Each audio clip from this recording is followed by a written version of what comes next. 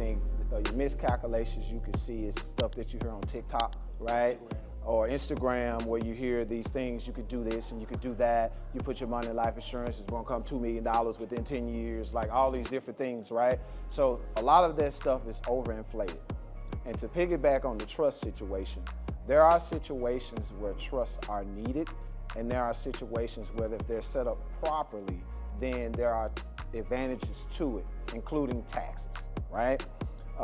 But you don't just set up a trust and think that this automatically is going to keep you away from creditors, IRS, things of that nature, right? There are two different types of trusts, but there are many types of trusts, but the specific ones are what we call revocable trust, irrevocable trust, right? Just to give you the basics. On the revocable trust, it means that you still have some form of control. Your assets go into the trust. What it does is it keeps you out of probate. Whatever you put into the trust, whatever you spell out to the trust, it goes to whoever you want to spell it out. However you set it up, you can set it up in many different languages, many different ways, right? But having a revocable trust still puts you in the position to where creditors still can come out of it because you still have control of it, right? The biggest thing with that trust is that it allows you to transition your assets appropriately, right? Now you got the flip side where it's irrevocable.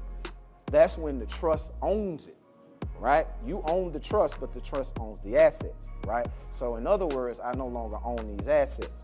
So if there is someone to sue me, or if there is someone who wants to, or creditor come out of my assets, I don't own it, the trust owns it.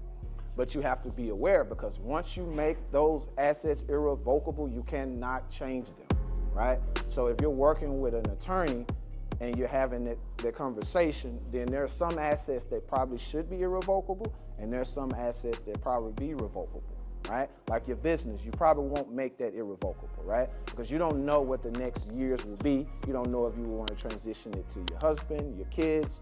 We don't know what the future will hold, right?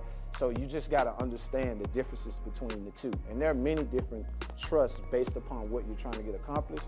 The best advice is to go see an attorney, one in your state, one that's certified, not someone who says they do trust, because there are people out here who say they'll do a trust, okay? You look them specifically, but it can be a beautiful way of transitioning your assets, and it can be a way where you can kind of, keep your assets, from liabilities and for protection.